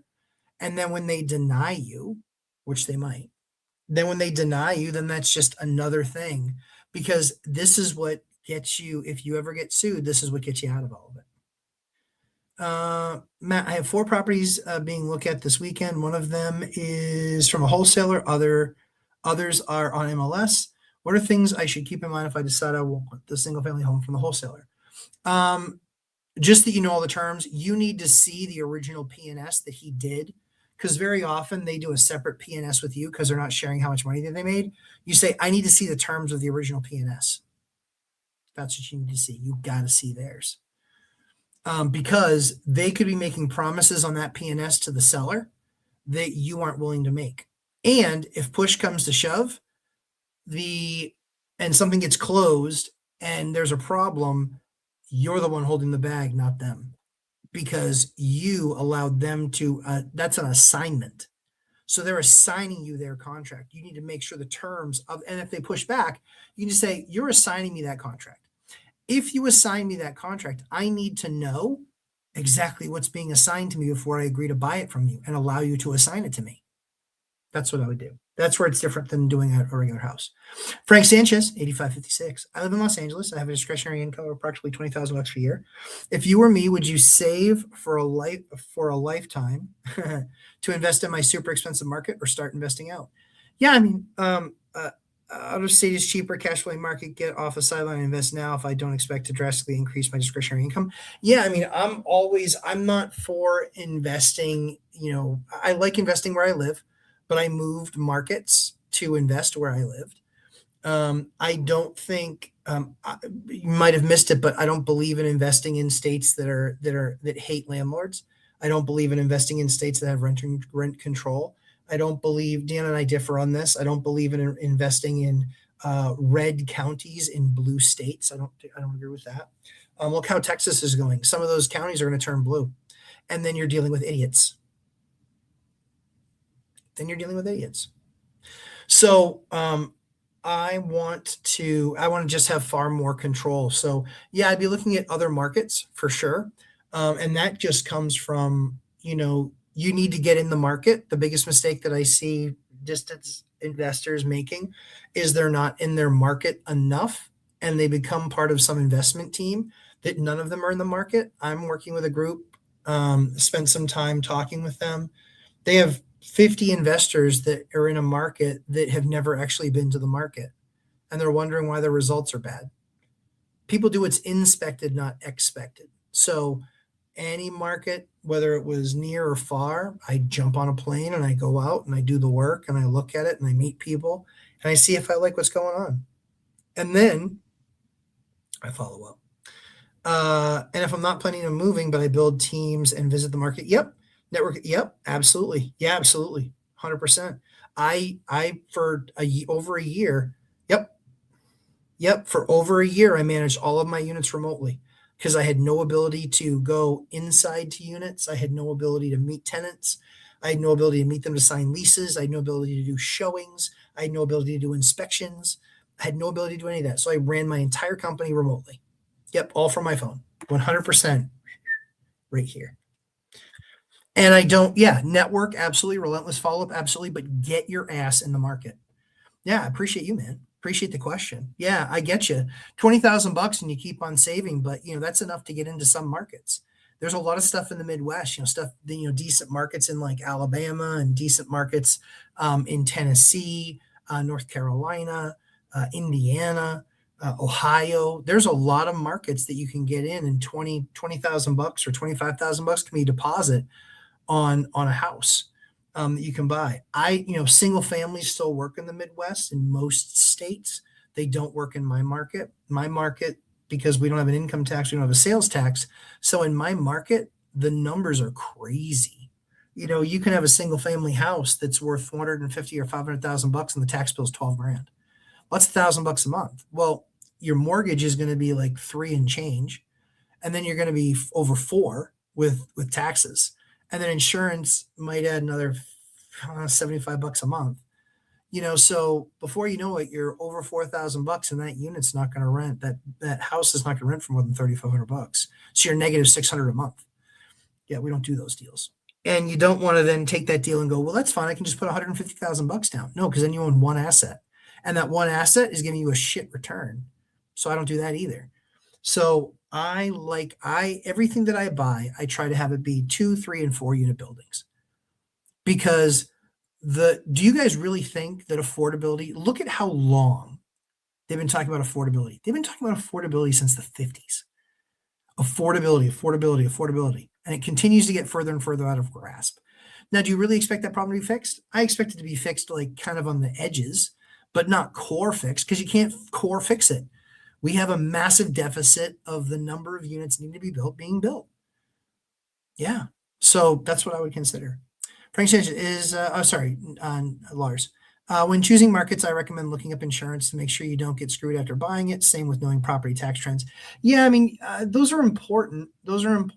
But rent box is where I start, and then I work backwards. I want to know what units rent for, because then I can work the numbers backwards and I can go, okay, this is what this thing is going to rent for, and here are the comparables. Now let's go this next step backwards. That means that this is how much I can afford to pay based on getting the returns that I need to manage this asset. Then I have to look at taxes. I have to look at insurance. I have to look at emergency fund. These are the things. So I build it backwards. That's the way I do it. Frank, is there anything you focus on more than others when considering remote markets? Job growth, natural disasters, price to rent ratio, politicization of the state. That's what I care the most about. I want a state that is aligned with me as a landlord as much as they can be aligned. Example, New Hampshire. Why did I pick New Hampshire? Massachusetts is an anti-landlord state. Any way you slice it. You can't evict during the winter because people might get cold. So it doesn't matter if they're screwing me over and they haven't paid me for 5 months. Too bad. Tough shit. Way it goes for me. They provide a lot more of affording or of allowances for tenants to do naughty things. And every single time I go to court, I'm guilty until proven innocent. So that made it a hard pass. And their taxes on my profit and how much money they think they deserve for doing zero. Same thing with Maine. Same thing with Vermont. So what did I choose? I chose New Hampshire. Why? Everyone says, oh, but their property taxes are through the roof. They don't have a sales tax. They don't have an income tax. So that means my tenants aren't paying a sales tax. They're not paying an income tax. And because they don't own property, they're not paying a property tax necessarily or directly, because I'm paying the property tax and then I'm renting it to them. And then when my taxes go up, their rent goes up. But at the core of it, the state is aligned with me. Mr. Matt, we'd like you to pay your property tax bill. I would love to pay my property tax bill, Your Honor, but I cannot pay my property tax bill. Why, Mr. Hawkins? Why can you not pay your property tax? Well, because I've not gotten paid rent in 4 months or 3 months, and I'm in the process of evicting because they haven't paid. Guess what? That actually works well for me. The cool thing is that the state, in my state, it doesn't take 3, 6. So one of the things I look at is what's the eviction process? My eviction process, 28 days. I can get your dumb, non-paying ass out of my property in 28 days. When you're being an idiot, 28 days. You can appeal it. You'll lose, but you have to pay to appeal it. Pay not only the money to appeal it, but also pay the money weekly that you would owe for rent to appeal it. Then it goes to the Supreme Court. Then when the Supreme Court hears it, what's their job? You can't you're not allowed to introduce new evidence and new crackerjack ideas. The only thing that you're allowed to introduce is that the law was not properly applied in your previous case. Open and shut, slam the door. This person was an idiot. 28 days later, the lumberjack edition. Yeah, much less scary, Corridor Chris, much less scary. So I care far more about the market that I'm in. I care far more about the my ability to operate my assets, because they are my assets. At the end of the day, I'm the one, drink Dion, I'm the one responsible for the note on that building and paying the bills. So I think far too often people just are willy-nilly like, oh, well, somebody else is making money in the state. Yeah, how painful is it? How painful is it? I'm an all Section 8 landlord. What a stupid strategy. What if you're in one of those markets that went down 8% this year? I saw it. I saw markets that went down 8%. Well, if you were only making 14% on your property and you were paying your property manager 7, I've got bad news. You are now going to have to start writing checks every single month. And that's if nothing goes wrong. If you have to fix something, I've got worse news. You're going to have to come out of pocket. So, Frank, these are all the things that I cover in my course. I'm not trying to sell you the course. I'm just telling you these are the types of things that we go in depth on in the boot camps, because we actually will look at deals specifically. Robert Farinelli's done it. Jim has done it. The grumpy old contractor. Cameron, he's done it. He just did a bunch of videos. But I work, Chris Culp, he's done it. But there's a lot of people in the chat here. Chester, Wealth Building Journey. Like spending time with people, going through that stuff. And yeah, you got to go elbow deep in it. I am scared of Section 8. Should I? Yep. Sure. Yeah, you just got to know what you're getting into, right? Frank Sanchez, dude, I love these. Thanks for taking the time out of your personal day and answering our questions. Yeah, of course. We met before. I'll DM you a pic of us on LG. Oh yeah, that'd be great. See, that's the thing. Guys, I'm already bad at names, but when you guys have a screen name, I can't put that together with a face. And unless I've actually met you a bunch of times, I'm just bad at that. So please forgive me. It's not that I don't think it's important. DXT 130. I don't know if your name is Chuck. That's where I get lost. I took it and I'm taking it again in a couple weeks. That's right. Jason Calasabetta. He already has taken the course and he's taking it again in 2 more weeks doing the boot camp, because getting ready for going through and doing a big project. And he knows that that's the least expensive way to get me to consult. It's funny because NH property taxes are that much more than Mass. Exactly. Our property taxes are higher than Mass, but our net taxed income on these assets is far lower. That's the key, guys. That's the key. Sorry, I just have to check something real quick. I can hear my kids next door still awake.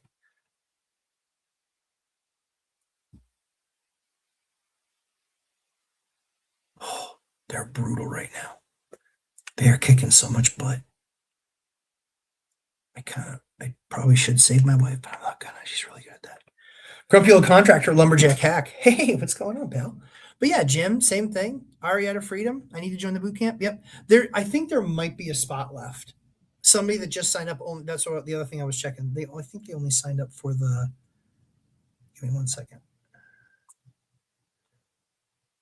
Yeah, they only signed up for the course. They didn't sign up for the boot camp. I think we have 1 spot left because somebody let me know that they couldn't make it this time around, which is fine. If you buy it, you don't lose it if you don't take it that time. We just put you in the next. We give you the offer to be in the next class. Yeah, look at property taxes inside the 495 belt and tell me that NH has high property taxes. No, I know exactly.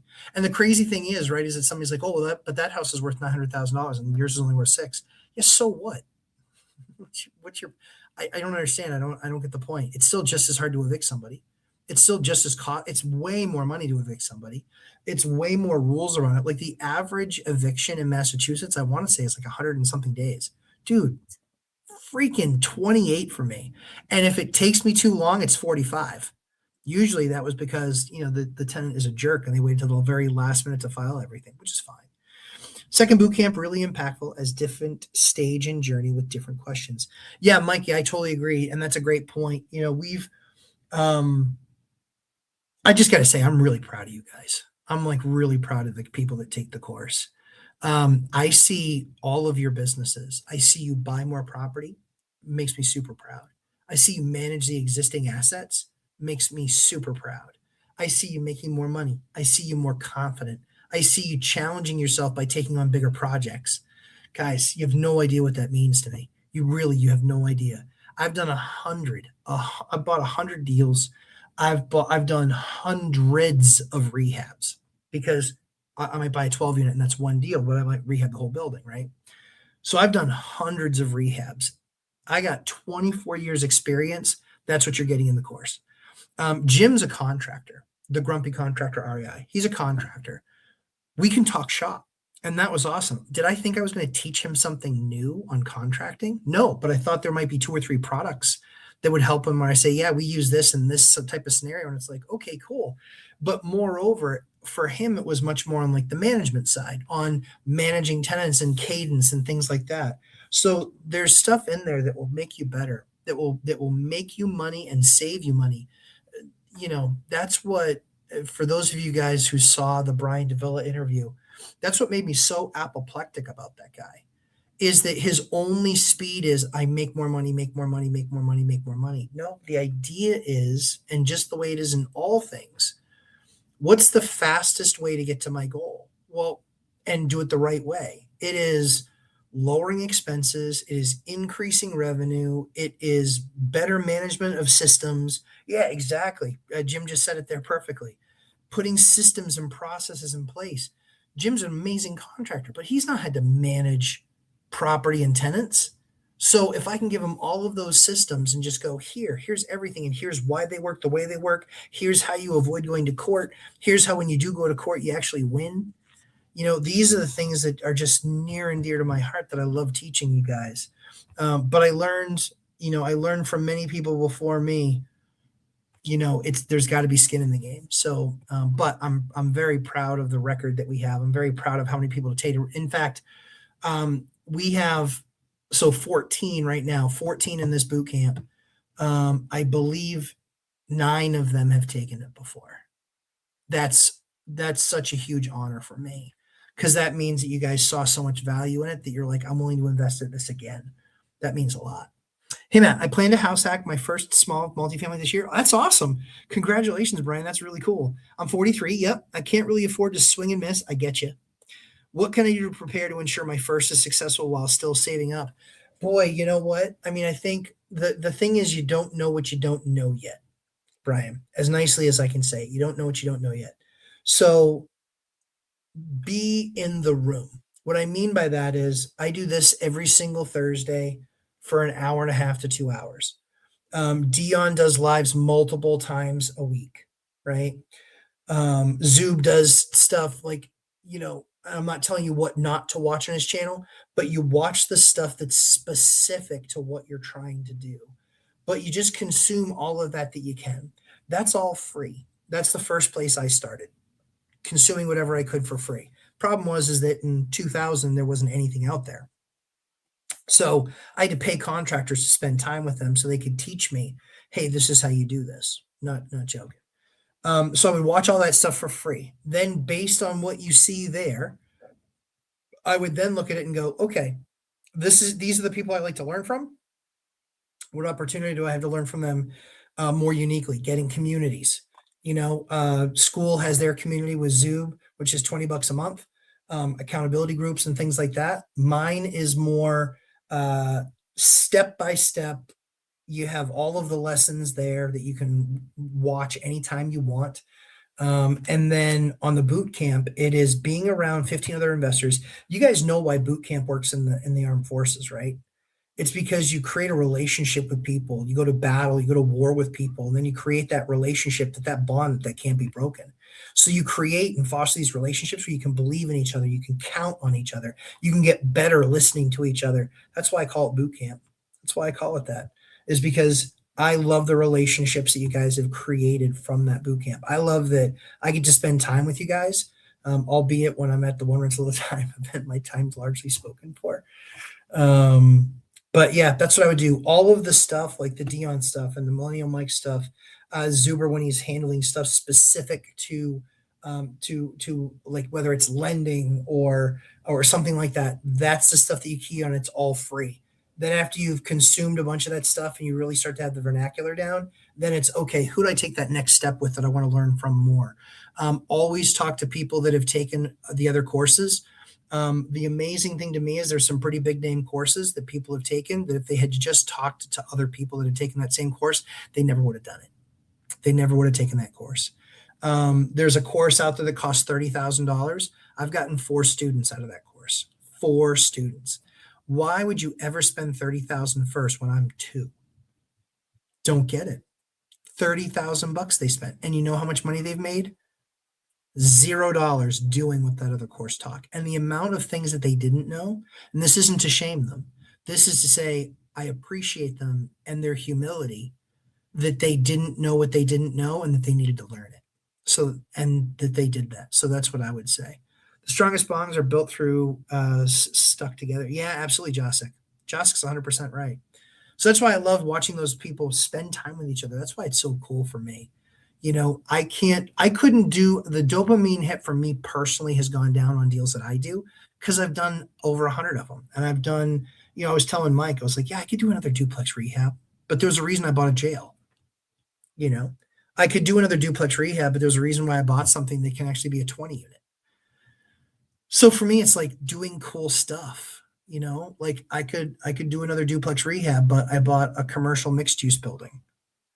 It's just, new challenges, new things. I know that I can make mistakes. I can afford those mistakes now, and then I can share that journey with you guys, and hopefully you don't make the mistake. But yeah. So Lars says, Matt, thank you for helping me to convince my wife to get more involved in real estate. Last year, after the ORAT in Las Vegas, she was willing to change markets. This year, she's willing to self-manage after the Las Vegas trip. Dude, that's awesome. You want to talk about a miracle right there? Like, Lars and his wife are a great team, and there were some challenges there. And I want to make sure that, the best part of doing this is that, does my wife always agree with me? No, just doesn't. But she's on the team, and she recognizes this is how we provide for our family, and she recognizes that she adds value. So there's nothing better than, if you're in a relationship, there's nothing better than being able to work and do through some of these things together. Josic, not fun when you're going through it, but the best and the funniest memories later in life. Yeah, for sure. Like I was relegated to the dollar menu. We couldn't afford to buy anything else. We were basically going to go bankrupt. I had $18,000 a month in liabilities with mortgages that renters weren't helping me pay, and I had like $6,000 a month in income. The numbers were not in my favor. So very quickly, I didn't have any savings. So I had $13,000, and I'm looking down the barrel. And I'm like, how the hell am I going to do this? How am I going to do this? That's what made it so scary. But I made the mistake of not having a team of people that I could go back and ask questions to. I didn't know anybody.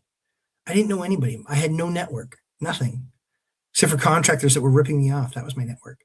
Brian, I'm looking at your course as well. Yeah, honestly, Brian, in all honesty, don't buy it now. Watch me, listen to me. If you think I can make you better and help make you better, that's the ultimate compliment for me, right?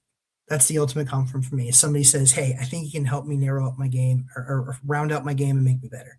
That's what I'm in it for. LGA, how long do you keep your W-2 job before you did RE full-time? 20, 20, 23, 22 years, 22 years. So I started in real estate when I was 23, 22, 23, right around there. And the reason I'm not sure is because it was like at the end of a year, so I'm not sure which we should count. So just being honest. So yeah, 22, 23 is when I started. Now 48. So I guess I've done this for 25 years or thereabouts. I could have retired at 35, probably, just with less money. But I finally reached my stride kind of in my real job. And 35 to 40 were good years, but 40, I'll tell you what that story is, but 40 to 45 completely changed because that allowed me to really expand. And I was going through COVID. I was ready to retire. I retired in 2024. I was ready to retire in 2022, and my daughter got diagnosed with cancer. And so when my daughter got diagnosed with cancer, that changed our world completely. Couldn't take the risk of not having insurance, couldn't take the risk of having bad insurance, couldn't take the risk. So I said, all right, I'm going to have to work. But I had to change my entire rental business because I didn't have a PM, didn't have a property manager, didn't really have relationships. And so I had to completely change my business in about a 30-day period because she went in, she had surgery on Labor Day weekend. And she needed 3 weeks to heal before she could start the chemo. So I had 3 weeks to fix my entire business. And so in 3 weeks, I went from self-management on site to no self-management, or self-managing, but no on site, nothing. I had to have people do everything for me.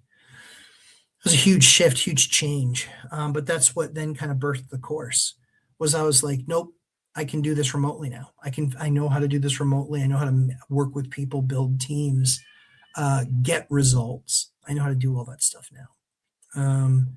So yeah, my daughter having cancer changed our lives for the better, but it kept me in work 2 more years that I didn't want to be working because she had a 92% chance of dying. She was at 4 months old. She was given 3 months to live, and a 92% chance that she wouldn't even last those 3 months. And so God blessed us. We got a huge miracle. We still have our daughter today. She is 4. She's a powder keg, and she's awesome. And we are so elated and blessed to have her. But I can tell you, I was very much ready to quit in 21 when she got sick. End of 21, beginning of 22. But stayed on for 2 more years. And that was that. So, yeah, could have stayed, but I could have left at 35. But the longer you stay, the bigger you can grow. And for me, there's some people that can live on $4,000 a month, and that's fine. Yes, Brian, absolutely, 1,000%. It was an absolute miracle. She is the only child that was diagnosed in 2021 that is still alive. She's the only child that was diagnosed in 2022 that's still alive. She's the only child that was diagnosed in 2023 and is still alive. She's the only child that was diagnosed, I believe, in 2024 and still alive. She is a miracle. 1,000%. She is a miracle. Nothing short of it. We were blessed with an amazing medical team, but every single thing that they threw at her was not drugs for her cancer, because her cancer, she was one of 25 kids diagnosed that year with that cancer. They don't make medicine for that cancer. So it was 1,000% a miracle. And yeah, we are just immensely blessed. That's why, honestly, I looked at it and I just said, okay, now that when this is done, that's why Vegas is our favorite place, is because my kids would watch Blippi on TV, my 2 older ones. So my day would start at 5:30, 6 o'clock in the morning. I'd get up, start working my day. My kids would get up about 6:30, and then I would get them fed and get them dressed, and and they were younger. They were 2 and 3 and about 2. And yeah, it was, yeah. Thinking about it definitely put you back there. And the pain and God was faithful. And we spent every single day I would spend time with them, and then I would have to give them something to do, some activity that I didn't have to do, because I had a very important job. I was leading a sales team globally, which is really hard. And we'd have lunch together and then play together, and then some more time for them, and then talking to my wife and the baby in the hospital. And dinner, and then bedtime, and then I'm cooked, and then I've got an 8-hour work day that I got to find a way to get done, and contracts to get out, and contracts to approve, and pricing to approve, and executive meetings to be had. And we did that for a year. My wife was gone 150 something days out of 100, out of just over 300. But my daughter did 11 rounds of chemo, and she did, I think it was 18 or 19 radiation treatments, and she's still alive. So yeah, it's hey Cody, good to see you, pal. Hey, it was great meeting you and your wife out at the One Rich All the Time event. So yeah, so what I would tell you is we are immensely blessed. I'm far more blessed than I deserve to be. But yeah, just holy cow, and so we took our kids out to Vegas to the Blippi thing, because they would see him on TV all the time, and I would try and keep my kids focused. I would try and keep my kids focused on, hey, when Eliana gets better, we're going to be able to go out and do what Blippi does. Hi, can I get Eliana real quick? Sure. Thank you. So we would do the Blippi trip. And so Blippi is this cartoon, or he's this real life character, ex-army guy who acts kind of goofy. And hi, come here. Oh, this is the miracle baby. Oh, did you have fun today at the Grand Canyon? Yep. I know I did too. That was a lot of fun. Look how much sun I got. Look how red my face is. I know I didn't wear sunscreen, but you did. I think you used it all up, but that's why you look so beautiful, and I look so red, like I'm holding my breath. But I was just telling your story, how you would go see Dr. Bull and everybody, and how strong you are. I know. Thanks, Michelle. Yeah, she is super cute. She is. Are you cute? Yeah. Does your daddy love you? Do you love your daddy? Mhm. That was like a 50-50. Wasn't sure what the answer was going to be there. All right, go in the other room. I'm almost done, and then I'll come inside. Yeah, I saw Abigail. She looked like she was being crazy. Yeah, yeah, yeah, yeah. It's okay though. Um, so yeah, so that's Eliana. Um, but mom locked the door. Okay, that's fine. That's fine. Do you want to just pop up on the bed? Hey, hey, do you want a Kit Kat? Go get a Kit Kat. Yeah, good stuff. Moose, good to see you. Yeah, so Brian, like I said, that's who I am. That's the kind of guy that I am. Some people don't like that. And that's one. And I know you know how to count to one. Yeah. Yeah, she's an awesome kid. Yeah. No, it's not too late for candy. It's never Jessic, it's never too late for candy. I mean, based on looking at you, I know why you would feel that way. But you saw what I look like. So you know that I can't feel that way. But yeah, it was great meeting. But yeah, guys, thank you for all your well wishes and thank you for all your prayers. I know how many of you were either praying for her or she was somebody that you certainly thought about.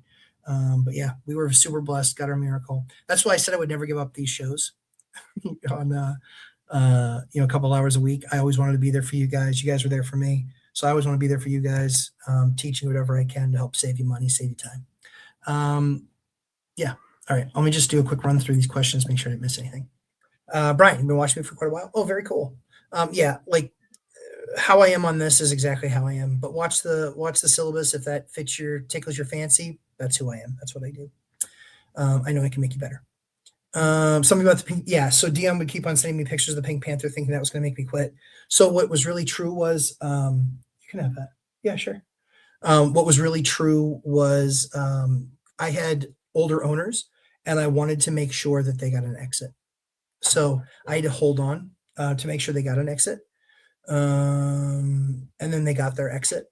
I got my exit because I had equity. I got my exit and then went to the new company and really had an open mind. And after 6 months, it was not a fit. So I walked out one day and I looked at my wife and I said, I think I'm ready to retire. She goes, really? I said, yeah, I'm ready. I'm now ready here. Into my heart. It's tiny, but I have one.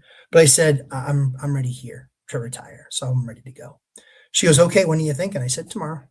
She goes, seriously? I go, I'm ready. I was always ready up here because I want to spend more time with my wife and my family. But see, hey, sit down. I'm almost done. Thank you, honey. So yeah, so there's that. NBC. Oh, by the way, Matt is right. 3 quotes. One master electrician, 120 hour, $10,000. A guy with 12 apprentices, journeyman, $4,600. Recessed lighting and some new lines. Don't need a master working on all of them. Exactly right. So 3 quotes. That's one of the things that we teach is. No, that's mom's. I need. Well, here's cake. Okay, but I don't. But be quiet for the next couple of minutes. Okay, I'm almost wrapped up. Thank you. Love you. So yeah, plus fishing wire is way faster with 2 people. Dude, it's way faster with 12 people. But one of the things that we teach is 3 quotes. These are all the little things. These are all the little lessons that make me much more profitable at the end of the day. So this should help. Yeah. But yeah, 3 quotes always, guys. 3 quotes always. Respect to you, bro. Great story you have about your daughter. Yeah, honestly, it's just a miracle. Nothing we did, God bless us. It was a miracle. Just that's it. That's it. We had the downside is because it's such a rare cancer, they treat a lot of those kids out of that hospital. The only hard part is that we would see other parents lose their kids. Man, that is the worst. That is the absolute worst. So it was really tough seeing others lose and us be blessed to be able to keep ours. That was, yeah. So that's why we give back. We try and give back as much as we possibly can. That's why I don't take money for ORAT. That's why I don't take any money for that. I don't take any reimbursement for expenses, is because I just want to give back to help you guys. Doing Cody things. Yeah, there he is. Yeah, awesome. I know. So easy to remember our wives' names because both of our wives' names are Ashley. Had to see my friend Pure Miracle. God bless. Yeah, absolutely. Let's see. Moose Howdy. She's a super kid. Yes, thank you. Kids are pure blessings in our lives. Absolutely. Yeah, I've got 4 of them. You missed my cat's questions. Oh, I'm sorry. Olinka, put back in there. It'll be easier and I'll answer them for you. Your daughter is the toughest girl alive. Holy cow, you are not kidding. Oh my goodness. Train landlord, of course. Cool, Ryan. Happy to have you. Already made implementations to my single family rental. Appreciate it. That's awesome. That's awesome. Thank you for saying so. Guys, I just want to make you better. I know I can. I made so many mistakes, literally hundreds of thousands of dollars that turned into $1 million mistakes. Doing things fun since you've been trapped there. Yeah, so D, I've been trapped here since Tuesday. Today we did honestly, I'm doing Dion things, not Cody things. I'm doing Dion things. Went into the Grand Canyon. We did, Grand Canyon was a lot of fun. We did. Walk on glass. That's right. They got to walk on glass, in the West Ring.